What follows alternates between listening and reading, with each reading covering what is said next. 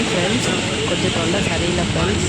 கொஞ்சம் சளி காய்ச்சல் இருமல் இருக்குது. அதனால் கொஞ்சம் அட்ஜஸ்ட் பண்ணிக்கோங்க. இது திருமலைக்கு மலை மேலே பஸ்ஸில் ஏறும்போது இந்த வீடியோஸில் எப்படி இருக்குன்னு பாருங்கள். மலை மேலே பஸ்ஸு ஏற ஏற அப்படி கிளைமேட்டே சேஞ்ச் ஆகி ரொம்ப அழகாக சில்லுன்னு இருந்தது ஃப்ரெண்ட்ஸ்.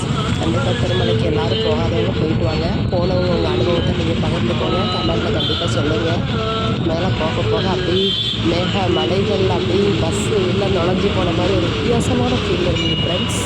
மேலே இருந்து உள்ள அதாவது கீழே இருக்கிற ஊர்கள்லாம் வந்து பார்க்கும்போது சின்ன தூசி கடந்த மாதிரி இருந்துச்சு. கண்டிப்பாக அந்த வீடியோ கிளிப்பர்ஸ்லாம் பாருங்கள். அதில் அனிமல்ஸ்லாம் அப்படி வரும் அப்படிங்கிற மாதிரி சொல்லியிருந்தாங்க. நாங்கள் பார்க்கணுன்னு ரொம்ப ஆசைப்பட்டோம். ஆனால் ஈவினிங் டைம்ங்கிறதுனால வரல. நைட் டைமில் அனிமல்ஸ்லாம் நிறைய வருமா. பஸ்ஸை நிப்பாட்டி போட்டு கொஞ்சம் சேர தான் அனுப்புவாங்களாம் நைட் டைமில். டே டைமில் அப்படி இல்லையா. அவங்க பாருங்கள் சின்ன சின்ன தூசி இருக்கிற மாதிரி இருக்குது. இதுதான் ஊருங்க, திருப்பதி ஊருங்க.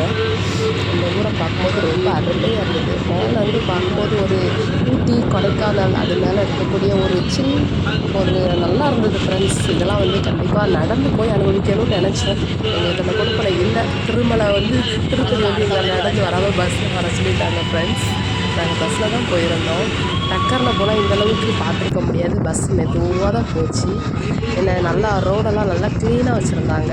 அதுவும் இல்லாமல் பஸ்ஸில் வந்து அறிவிப்பு கொடுத்தாங்க, எந்த ஒரு குப்பையும் கீழே போடாதீங்க, மெயினாக பிளாஸ்டிக்ஸ் வந்து யூஸ் பண்ணாதீங்க, அப்படியே யூஸ் பண்ணால் பஸ்ஸுக்குள்ளே குப்பை தட்டி வச்சுருந்தாங்க, அதில் போடுங்கன்னு சொல்லியிருந்தாங்க. தண்ணி வாட்டர் பாட்டில் தண்ணி முதற்கொண்டு எந்த இதையும் கீழே போடாதீங்க. மிருகங்களுக்கு அது தடையாக போகும். மிருகங்கள் ரொம்ப வதப்படுவாங்கங்கிறத சொல்லியிருந்தாங்க. எப்படி இருக்குன்னு பாருங்கள். மேகங்களுக்குள்ள போகிற மாதிரி ரொம்ப அருமையாக இருந்துச்சு ஃப்ரெண்ட்ஸ். இயற்கை காட்சியில் ரசிக்கிறவங்களுக்கு இது ஒரு வரப்பிரசாதம்.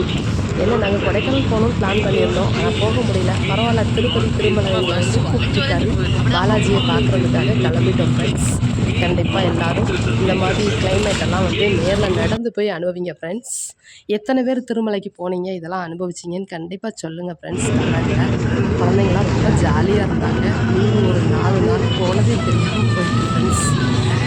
மழையெல்லாம் எப்படி, அதாவது ஒவ்வொரு இடங்கள்லையும் எப்படி சுத்தப்படுத்திருக்காங்கிறது ரொம்ப பார்த்தோம். மக்கள் வந்து இதை அசுத்தப்படுத்தலாலும் நம்ம திருப்பதி தேவஸ்தானத்தை வந்து நல்லா சுத்தப்படுத்தி வச்சுருந்தாங்க. மிருகங்களுக்கு எந்த விதமான இடையூறு வராமல் சுத்தப்படுத்தி வச்சுருந்தாங்க. மக்களாகிய நாமளும் மிருகங்களுக்கு எந்த இடையூறும் கொடுக்காமல் பிளாஸ்டிக் யூஸ் பண்ணாமல் இருங்கிறத